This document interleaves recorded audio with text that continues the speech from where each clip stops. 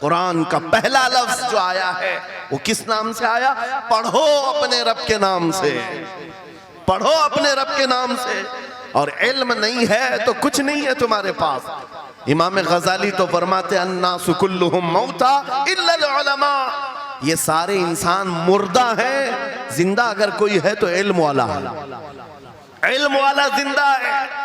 और जिहालत की तारीकियों में भटकने वाले की मिसाल ऐसी ही है जैसे अंधेरी कोठरी में बैठा हुआ है, कहीं रोशनी का आने का इंतजाम नहीं, उसके सामने हलवा रखो कि गोबर रखो, दोनों बराबर है। जाहिल आदमी के लिए ऐसा ही है, कभी उसका हाथ इसमें पड़ेगा, कभी उसका हाथ इसमें पड़ेगा। जब नजर नहीं आ रहा है तो हलवा को गोबर समझकर खा लेगा और कभी गोबर को हलवा समझ के खा लेगा, गलाजत उसके लिए बराबर हो जाएगी। लेकिन इल्म को कहा गया अल इल्मु नूरुन, इल्म रोशनी है। जिसके पास इल्म आता है वो तमीज सीख जाता है, उसके पास अखलाक आ जाते हैं, वो हलाल और हराम के फर्क को समझने लगता है, बुरे और अच्छे के दरमियान फर्क मालूम होने लगता है।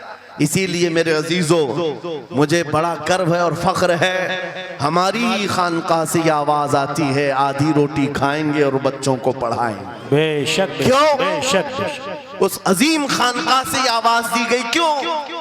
सिर्फ इसलिए नहीं कि तुम बड़े होकर के डॉक्टर बनोगे, इंजीनियर बनोगे। लोगों की नजर में अब बात यही रह गई है, पढ़ा इसलिए जाता है कि डॉक्टर बनना, इंजीनियर बनना है और कमाना है, बहुत कमाना है। इल्म जो है आज कमर्शियल बना लिया गया। इल्म इसलिए नहीं, इल्म इसलिए हासिल किया जाता है कि बंदा खुदा को पहचाने, बंदा अपनी हकीकत को पहचाने, जिंदगी गुजारने के उस्लूब उसे मालूम हो जाए। इल्म इसलिए सिखाया जाता है। बहुत सारे लोग सिर्फ नौकरी के लिए समझते हैं कि इल्म हासिल करना चाहिए, नौकरी के लिए नहीं, अपने अखलाक को बुलंद करने के लिए इल्म आना बहुत जरूरी है। मेरे अजीजों, कुरान अज़ीम वो हिदायत की किताब तुम्हारे पास आई, इस कौम के लिए अलमिया नहीं है तो और क्या है, जो किताब उलूम का जखीरा है। आज दुनिया उस किताब पर रिसर्च कर करके नए इल्म फनून हासिल कर रही है। उस किताब को तो हम मुर्दों पर पढ़ने के लिए रखे हैं। वो कुरान अज़ीम जो हिदायत की किताब और सारे उलूम का सर चश्मा है, उस किताब को कहां पढ़ते हैं? मैयतों पर। किसी का इंतकाल हो गया तो तीजे में पढ़ेंगे, चहलुम में पढ़ेंगे, नवे में, 20वें में पढ़ेंगे। वो ईसाले सवाब के लिए सिर्फ रखा गया। और उससे थोड़ा आगे बढ़ गए तो कसम खाने के लिए कुरान। आओ चलो हम कसम खाते कुरान पे हाथ रख करके, कुरान पे हाथ रख के। मियाँ क्या कुरान कसम खाने की किताब है?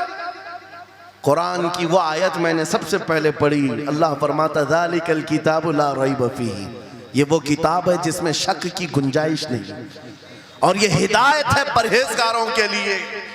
और कुरान में 3 जगह ये लफ्ज आया है, हुदल लिन्नास, हुदल लिलमुमिनीन, हुदल लिलमुत्तकीन। ये सारे इंसानों के लिए भी हिदायत है, ये सारे ईमान वालों के लिए भी हिदायत है, और परहेजगारों के लिए भी हिदायत है। सब हिदायत अलग अलग अंदाज से हासिल करते हैं। बारिश एक ही है बरसने वाली, जमीनें अलग अलग हैं। बहुत नरम जमीन हो तो वो जमीन बारिश से फायदा ज्यादा उठाती है, और थोड़ी सी ओबड़ खाबड़ जमीन हो तो वहां से फायदा कम आता है। बारिश एक ही है, कुरान बारिश हिदायत है। जिसके दिल की जमीन जितनी नरम होगी उतना वो उससे हिदायत उठाएगा। सुभान अल्लाह, बेशक, उतना उससे फायदा उठाएगा। और आज हालात ये हैं, ऐ नौजवानों अपने दिल पर हाथ रख करके बताओ, कुरान कितने लोगों ने पढ़ा है? कुरान कितने लोगों ने पढ़ा? मैं हाथ नहीं उठवाता, किसी भी बात पर हाथ मत उठाया करो, ना ही झूठे हाथ उठाना है, ना सच्चे हाथ उठाना है, ना ही किसी और को शर्मिंदा करना है। अपने दिल पे हाथ रख करके बताओ कुरान कितनी मर्तबा पढ़ लिया। क्योंकि कुरान पाक, बहुत सारे लोग ये समझते हैं मदरसे में बचपन में एक बार पढ़ लिया तो उसका हदिया हो गया, खत्म हो गया है, अब इसके बाद फिर हमारी मैयत पे ही पढ़ा जाएगा। इसलिए तो कुरान के उलूम से नावाकिफ हो गए। अरे समझना तो दूर की बात, देख करके पढ़ना भी मुश्किल है। आज लोगों का देख कर पढ़ना मुश्किल हो गया। कुरान तुम्हारे पास बहुत सारी किताबें नहीं है, बहुत सारे ग्रंथ नहीं, बहुत सारे वेद नहीं है जिनका शुमार ही नहीं है। तुम्हारे पास ओनली वन, एक किताब कुरान पाक ऐसी महफूज किताब जिसके बारे में अल्लाह ताला खुद फरमाता है सूरह कमर में, वलक़द यस्सरनल कुरआन लिज़िक्रि फ़हल मिन मुद्दकिर।